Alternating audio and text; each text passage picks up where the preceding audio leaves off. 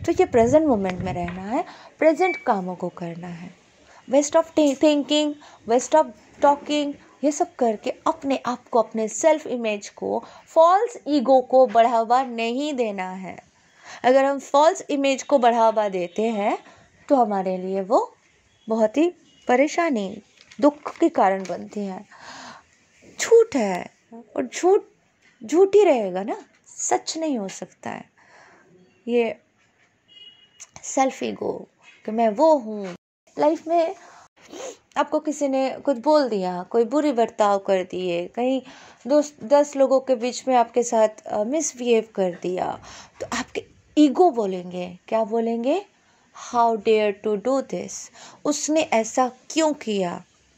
हो सकता है हमने कुछ भी ऐसा एक्शन पहले किया हो जिसका वो रिएक्शन दिया, उस बंदे के या बंदी के साथ आपका कुछ तकलीफ रहा होगा, कुछ क्लैशेस रही होंगी, है ना, पहले।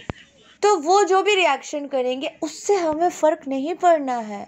वो अगर मिसबिहेव कर रहे हैं, कुछ कर रहे, उसका कल्चर है, उसका कर्म है, उसका धर्म है, वो वैसे है।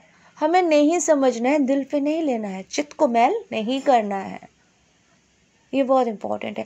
आपके ईगो बोलेंगे नहीं, आपको अपमान किया, आपको लांछनित किया, नो प्रॉब्लम, आप उन लोगों से कट ऑफ कर सकते हो, दूर हो सकते हो। बट बदला लेने की भावना या उसको लेके सोचते रहना, दुख में रहना, दर्द में रहना, प्रॉब्लम में रहना, क्या ज़रूरत है? तो फ्री, कितना हम फ्री कर सकते हैं इन सारे चीज़ों से, वो इम्पोर्टेंट है। और जैसे जैसे हम ये प्रैक्टिस करते जाएंगे, 3 साल में, 5 साल में, 10 साल में, आप देखोगे आप ईगो लेस पर्सन बन चुके हो।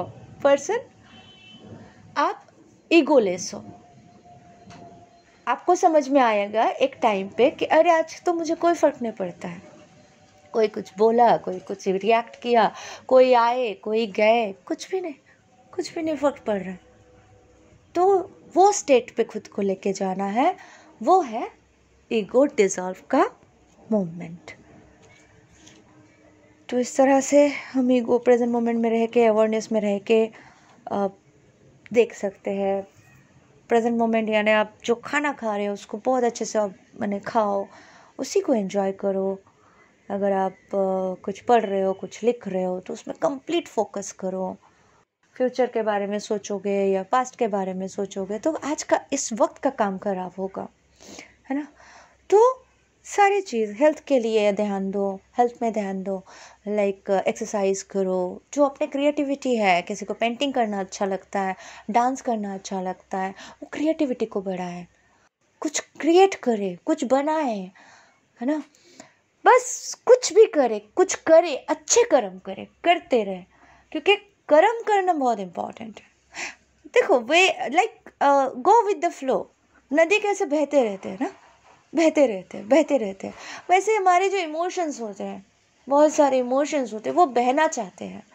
तो जो इमोशंस हमारे लिए सही नहीं है उसको डिसॉल्व होने दो, और जो एक्चुअल अल्टीमेट है that is the emotion, final emotions जिसे हम कह सकते हैं, जो लाइक जेलसी हो गया, ईगो हो गया, एक्सपेक्टेशंस हो गए, है ना, प्रतिहिंसा हो गया, हिंसा करना, एब्यूसिव बिहेवियर एंड ऑल, फिर जैसे हेट्रेट हो गए, ये सारे जब डिसॉल्व होते हैं आफ्टर प्रैक्टिसिंग, ये सारे डिसॉल्व होने के बाद एक ही एनर्जी बचेगी, एंड वो है लव।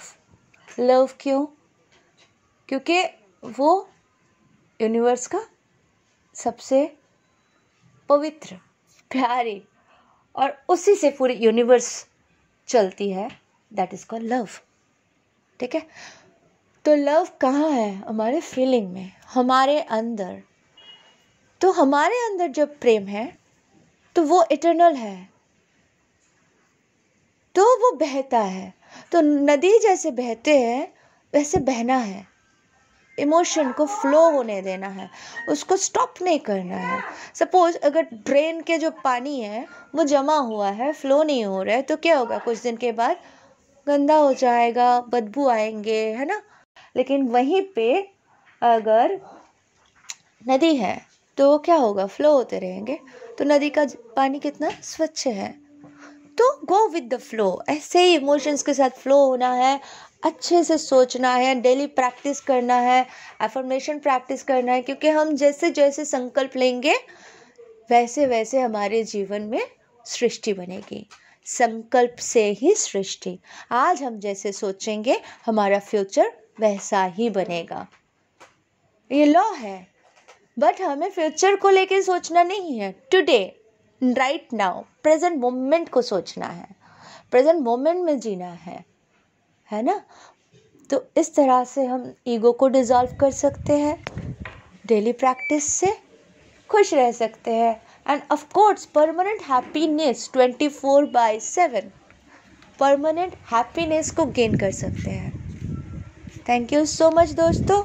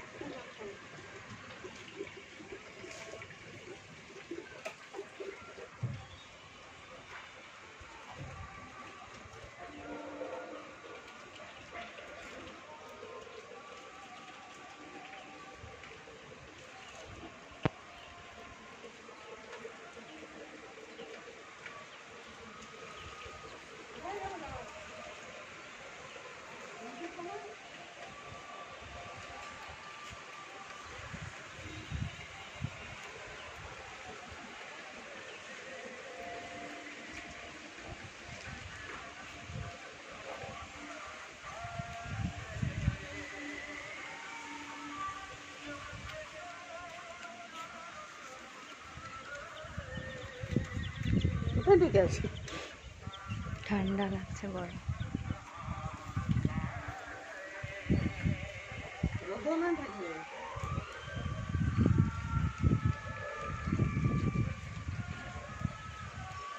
ওই তো বেরিয়েছে, আসো দেখো।